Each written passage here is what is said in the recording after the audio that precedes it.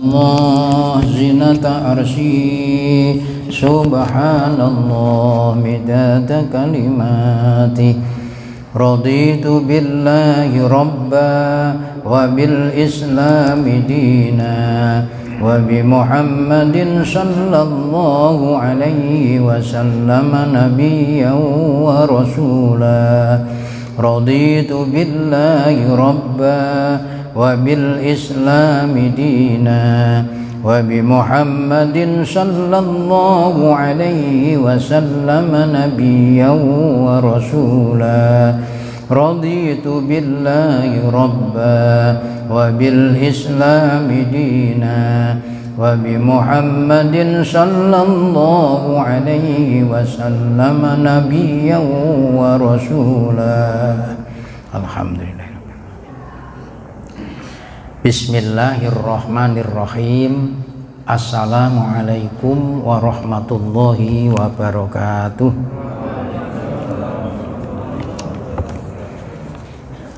Alhamdulillah.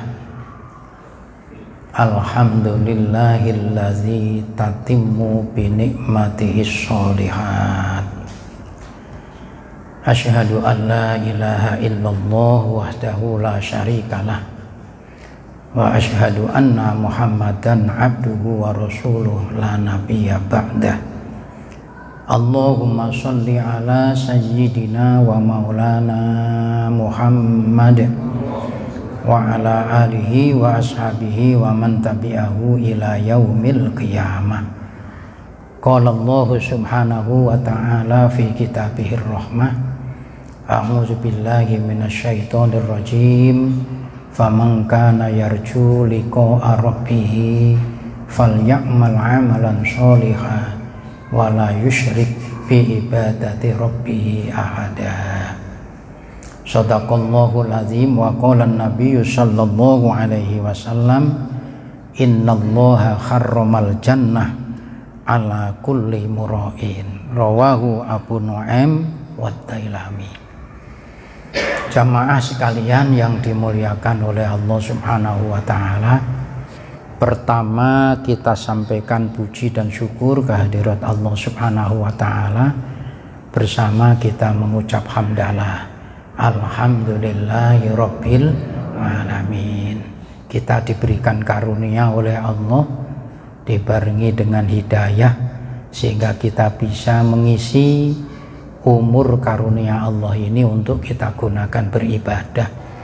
Mudah-mudahan ibadah kita semuanya diterima, diridhoi, diberkahi oleh Allah Subhanahu wa ta'ala, menjadi sebabnya untuk kita semuanya mendapatkan maghfirah, mendapatkan ampunan atas dosa-dosa kita di sisi Allah Subhanahu wa ta'ala.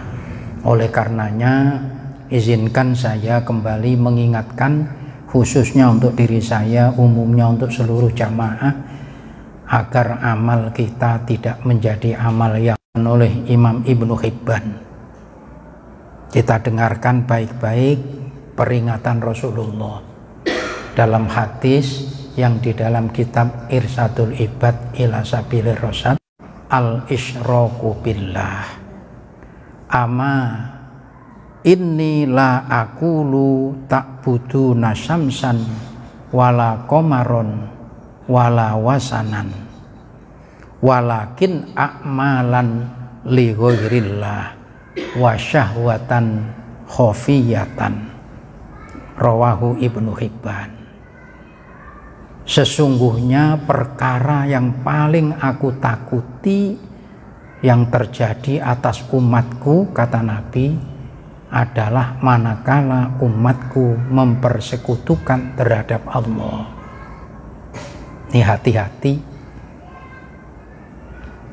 Lalu diikuti, dilanjutkan oleh Rasulullah.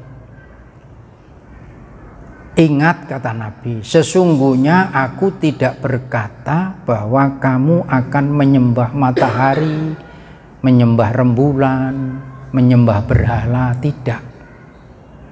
Tapi yang aku khawatirkan adalah kamu akan melakukan amal perbuatan, yang amal perbuatan itu semestinya hanya untuk Allah, tapi di dalam kamu melakukan amal itu ada unsur li ghairillah, selain Allah. Niat cari ilmu itu sudah berat, walaupun itu ada mudahnya, tapi menjadi berat lagi adalah bagaimana kita mendapatkan ilmu yang bermanfaat. Karena ilmu yang bermanfaat itu akan mengantarkan terhadap diri seseorang itu menuju dirinya sadar kepada Allah. Itu ilmu yang bermanfaat. Saking beratnya untuk mendapatkan ilmu yang bermanfaat, Rasulullah mengajarkan kita doa yang sudah sering kali saya sampaikan. Saya yakin sampean semua. Allahumma inni a'udzubika min ilmin la yanfa wa qalbin la yakhsha wa amalin la yurfa wa du'ain la yusma. Itu doa yang diajari oleh Rasulullah. Sudah hafal semuanya kalau itu? Sudah hafal belum? Belum. Alhamdulillah.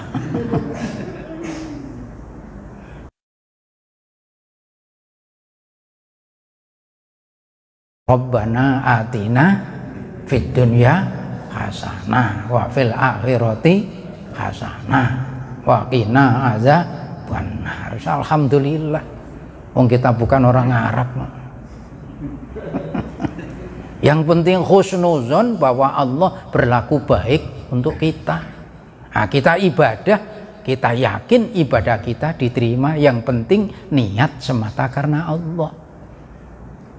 Maka agar di dalam kita bisa menjaga amal semata karena Allah, nyatakan bahwa di dalam kita melakukan amal itu bisa mengerjakannya bukan karena kita, tapi semuanya hanya karena pertolongan Allah. Itu harus dimantapkan. Sampai sekarang bisa duduk di sini tolabul ilmi itu karena bisa sampean itu ditolong oleh Allah. Sampean bisa melakukan pertolongan berjamaah, semuanya itu juga pertolongan Allah. Maka amal yang kita lakukan tidak menjadikan kita sombong, tapi menjadikan kita semakin bersyukur kepada Allah. Karena sadar bahwa semua yang dilakukan tadi hanya karena diberikan kekuatan dan pertolongan oleh Allah. Loh kan begitu modelnya. Ilmu yang diberikan kepada dirinya itu hanya diberi oleh Allah. Karena kalau tidak diberi oleh Allah, tidak bakalan dirinya punya ilmu. Maka ilmu yang diberikan oleh Allah semestinya digunakan untuk membawa dirinya sadar terhadap Allah. Jadi ilmu bukan dipakai sebagai sarana menyombongkan diri, tapi ilmu digunakan untuk membawa dirinya lebih takut di hadapan Allah. Tidak peduli apakah dia profesor atau doktor. Sampean masih ingat dulu pernah saya ceritakan seorang pengembala yang sudah diberi oleh Allah ilmu bahwa Allah itu memiliki sifat maha melihat, dan dia yakin padahal dia cuma pengembala kambing. Bukan profesor, bukan doktor. Sekolahnya mungkin nggak sekolah pengembala kambing. Tapi keyakinan terhadap perbuatannya, semuanya hidupnya diawasi oleh Allah. Dirinya yakin bahwa dirinya akan kembali kepada Allah, bertanggung jawab terhadap Allah, maka dia menjaga perbuatannya. Ketika Umar bin Khattab bertanya dengan si anak pengembala itu, kambingmu kok banyak nak? Ini bukan kambing saya, ini kambing majikan saya. Lah majikanmu tahu berapa jumlahnya? Ndak tahu. Kamu tahu jumlahnya? Ndak tahu. Kalau begitu nak, aku beli satu, kan majikanmu ndak tahu. Ini duitnya untuk kamu. Bisa kamu gunakan untuk beli apa. Anak kecil pengembala yang mungkin sekolahnya nggak ada, tapi keimanannya terhadap Allah, bahwa Allah maha segala-galanya, maha melihat, yang ditakuti hanya Allah, justru berkata di hadapan Umar, memang betul majikanku tidak melihat, tapi Allah yang menjadi majikan hakikinya saya pasti melihat. Karena sadar bahwa perbuatannya dilihat dan diawasi oleh Allah, dia tidak berani. Sekalipun seandainya dijual kambingnya 1 ekor atau 2 ekor, majikannya tidak akan tahu. Karena majikannya juga tidak tahu berapa jumlah kambing yang digembalaannya. Lah kira-kira kita sejauh mana untuk meyakini bahwa Allah itu maha melihat dengan segala-galanya? Maka iman, saking pentingnya iman itu sampai Rasulullah berdasarkan hadis yang diriwayatkan oleh Imam Muslim dan Imam Abu Dawud, beliau berkata, ini jaminan sampean. Kata Rasulullah, la yadkhulun naro man kana fi qalbihi misqala dzarratin min khordalin min imanin. Tidak bakalan masuk ke dalam neraka orang yang di dalam hatinya ada sebiji zarroh keimanan. Makanya saya yakin potongan sampean ini pasti masuk surga. Dan tidak ada ragu sama sekali. Saya yakin. Ya cuma berulang kali saya katakan, masalahnya langsung apa tidak. Nah ini itu masalahnya. Kita sudah ngaku beriman, pertanyaan berikutnya, kira-kira Allah ngakui enggak kita beriman? Ini kan perlu jawaban. Nah orang yang beriman itu menyatakan diri ridho terhadap Allah sebagai Tuhannya. Kalau ridho terhadap Allah sebagai Tuhannya, berarti ikhlas menerima apa yang menjadi aturannya. Maka tunduk. Ini sikap orang yang beriman.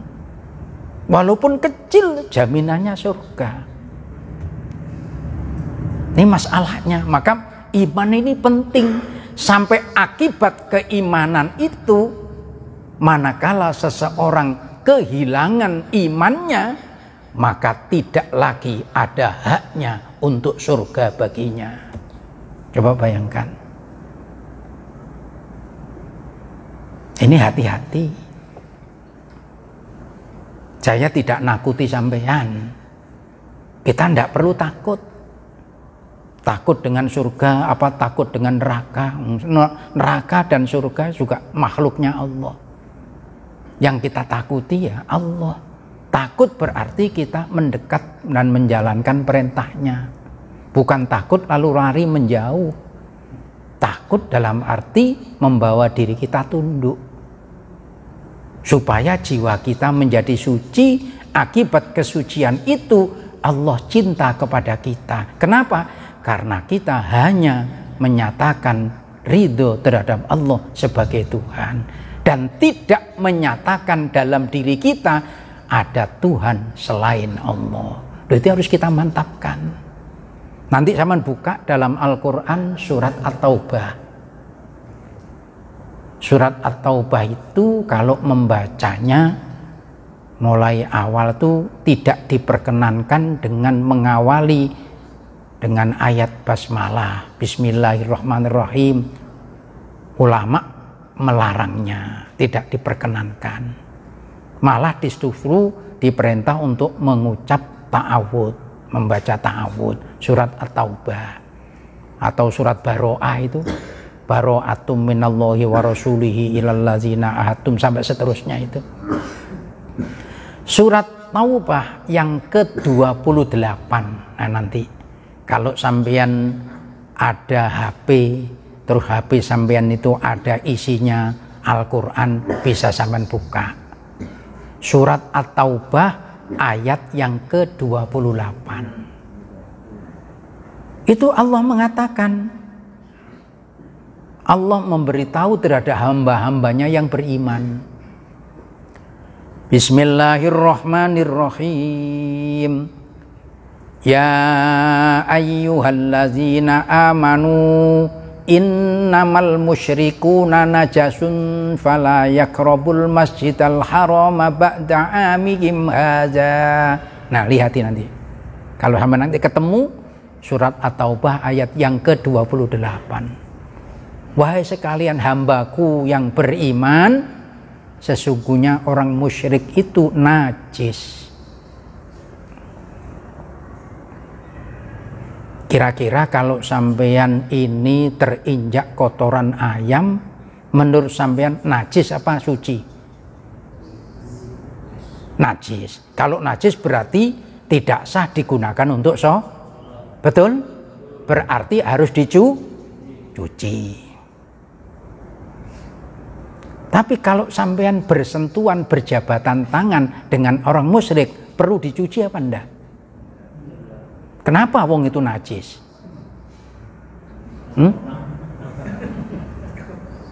Kok enggak sampean cuci? Itu kan sebutannya Al-Quran mengatakan innamal musyrikuna najasun. Sesungguhnya orang musyrik itu najis.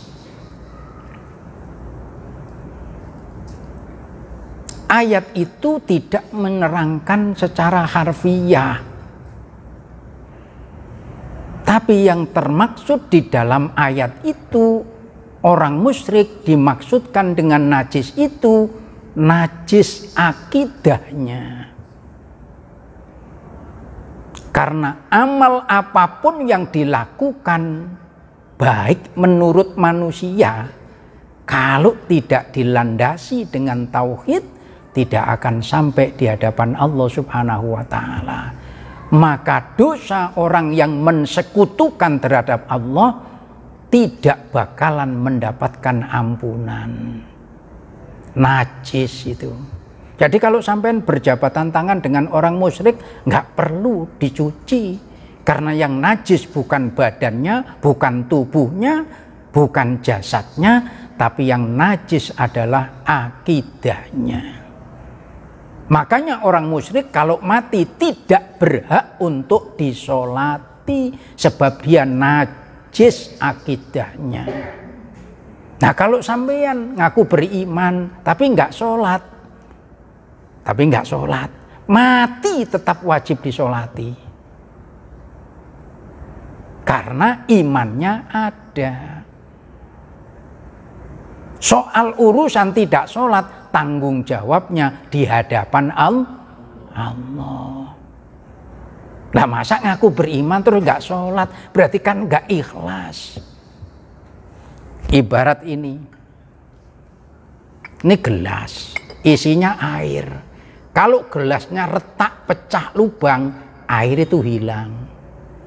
Kalau imannya orang rusak, maka diisi akan hilang, tapi imannya tetap. Nah, kalau sudah barangnya ini tidak ada, imannya tidak ada, bekasan amal pun tidak ada, maka orang yang musyrik amalnya sama dengan tidak ada. Nih, itu pandangan Allah. Maka buka dalam Quran. Innallaha la yaghfiru ayyushraka bihi wa yaghfiru ma duna dzalika liman yasha. Wa may yusyrik billahi faqad dhalla dhalalan ba'ida. Sesungguhnya Allah tidak bakal mengampuni dosa orang yang mensekutukannya, tapi Allah bakal mengampuni dosa selain itu terhadap siapa yang dikehendaki. Barang siapa yang mensekutukan Allah, berarti dia dalam kesesatan yang nyata. Maka menjaga iman ini penting. Saking pentingnya menjaga iman sampai Rasulullah itu mengajarkan kita supaya kita senantiasa memperbaharui iman kita. Kan seringkali sudah saya katakan, kalimat perintah itu Rasulullah, umatku selalu perbaharuilah imanmu.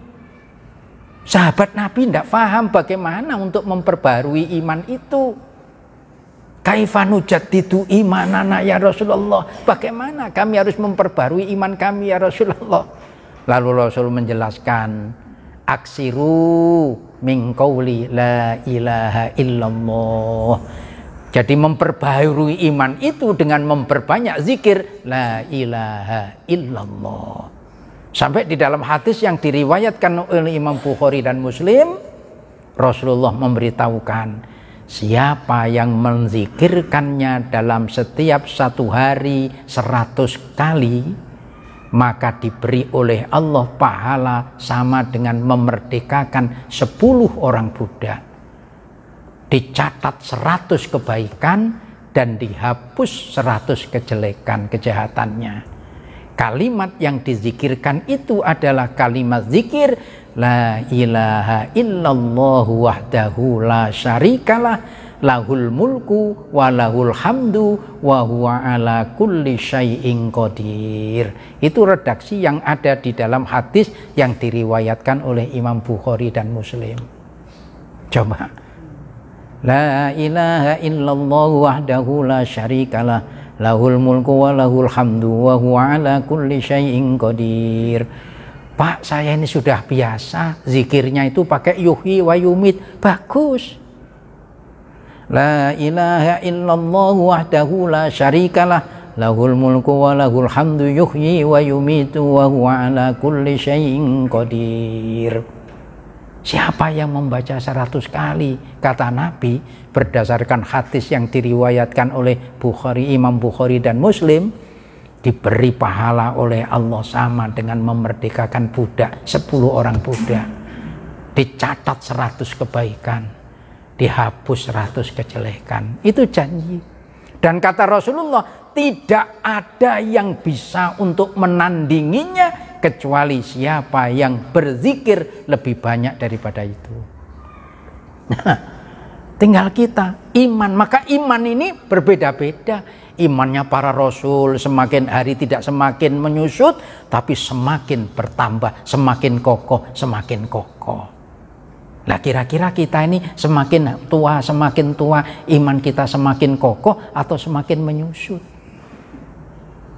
Maka perlu perjuangan. Coba sampean lihat, namanya Muhammad Kece, siapa namanya? Nah, ya sudah, sampean tahu sendiri, nggak usah saya ceritakan. Wong sampean sudah, itu responnya kan berarti sudah tahu itu. Asalnya Islam, nih coba. Terus banyak hal-hal yang lain dan banyak orang lain yang asalnya Islam, ngaku Islam. Maka kita jangan sampai sekecil apapun menyombongkan terhadap amal. Kalau Allah itu ingin membalik terhadap makhluknya, tidak usah minta pertolongan terhadap kita.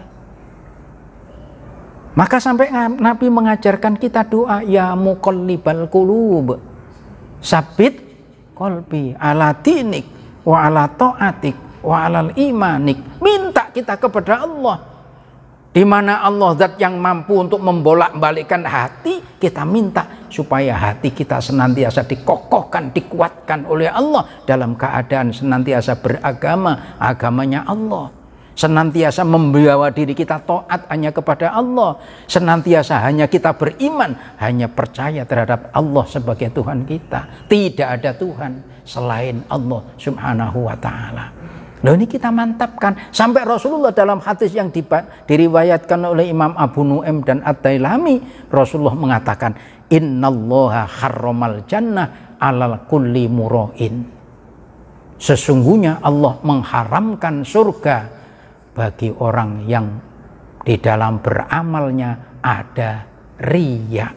Karena riya itu dinyatakan syirkul asghar. Tapi riya tidak menghapus iman. Tapi riya itu menghapus amal. Yang menghapus riya, menghapus daripada iman adalah manakala saya dan sampean menjadikan makhluk kita sembah, menjadikan Tuhan selain Allah. Ini hati-hati. Ini saking penting kita jaga. Maka itu Rasulullah mengingatkan kita sebagai umatnya agar menjaga hidup dengan iman. Sebab yang menyelamatkan kita nanti di akhirat itu iman. Mohon maaf bahasa kalau boleh saya sebutkan, selama apapun kita di neraka, kalau kita ada iman, insya Allah dikeluarkan oleh Allah dari neraka. Tapi kalau kita sudah tidak ada iman, khalidina fiha abada, di dalamnya selama-lamanya. Maka dalam Al-Quran disebutkan ada yang dimasukkan oleh Allah ke dalam surga bi ghairi hisab, masuk surga tanpa dihisab. Nah ini kelihatannya potongan-potongan sampeyan ini yang insya Allah masuk surga tanpa dihisab ini, insya Allah. Kalau Allah menghendaki, apa beratnya bagi Allah?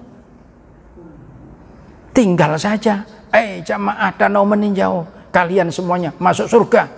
Malaikat minggir antar kamu, malaikat ini jamaah danau meninjau ini masuk surga semuanya. Mulai pagi sudah masuk taklim, maghrib masuk taklim, subuh masuk taklim, siang masuk taklim, masukkan sudah. Nggak usah repot-repot masuk. Tapi ya Allah, ini perbuatannya harus dilihat sekalinya. Amalnya bukan untuk aku. Sekalinya kepingin dipuji, itu lagi masjid baik danau meninjau itu setiap pagi tidak ada waktu kecuali taklim terus, bangga. Yang jadi pengurus bangga, yang jadi kalau tidak aku hilang. Maka dikatakan oleh Nabi tadi ini, hadis yang diriwayatkan oleh Imam Ibnu Hibban tadi, yang ditakutkan oleh Nabi atas perbuatan kita manakala kita mempersekutukan terhadap Allah. Rasulullah tidak takut sampean itu nyembah matahari, menyembah rembulan, menyembah berhala, enggak. Tapi yang ditakutkan oleh Rasulullah adalah sampean beramal tapi bukan karena Allah. Maka ini dijaga. Saya menjaga diri saya, sampean juga menjaga dirinya. Mudah-mudahan kita beramal ini selalu betul-betul dilandasi niat hanya karena Allah Subhanahu wa ta'ala, sehingga kita mendapatkan ilmu yang bermanfaat. Nah mudah-mudahan seluruh pengurus yang ada di Danau Meninjau ini, Masjid Danau Meninjau, dan seluruh jamaahnya betul-betul dilindungi oleh Allah dari amal yang tidak karena Allah, tapi semuanya dilandasi semata-mata ikhlas karena Allah Subhanahu wa ta'ala. Sehingga dengan itu nanti amalnya akan menjadi bekal manakala kembali di hadapan Allah Subhanahu wa ta'ala. Kita semuanya berdoa, siapa yang melakukannya itu dilandasi karena Allah, mudah-mudahan dimatikan oleh Allah dalam keadaan husnul khotimah. Amin Allahumma amin. Al-Fatihah. A'udzubillahi minasyaitonir rajim. Bismillahirrahmanirrahim. Alhamdulillahirabbil alamin arrahmanir rahim maliki yaumiddin. Iyyaka na'budu wa iyyaka nasta'in. Ihdinas siratal mustaqim. Shiratal ladzina an'amta 'alaihim ghairil maghdubi 'alaihim waladdallin. Amin ya mujibas sa'irin. Bismillahirrahmanirrahim. Allahumma shalli ala sayyidina Muhammad wa ala ali sayyidina Muhammad. Alhamdulillahirabbil alamin. Allahumma inna nas'aluka ilman nafi'a wa amalan mutaqabbala wa yaqinan shadiqa wa rizqan wasi'an halalan tayyiban mubarakan bi rahmatika ya arhamar rahimin. Allahumma inna na'udzubika min ilmin la yanfa wa min qalbin la yakhsha wa amalin la yurfa wa du'ain la yusma. Rabbana iftah bainana wa baina qaumina bil haqqi wa anta khairul fatihin. Rabbana atina fid dunya hasanah wa fil akhirati hasanah wa qina azabannar. Walhamdulillahi rabbil alamin.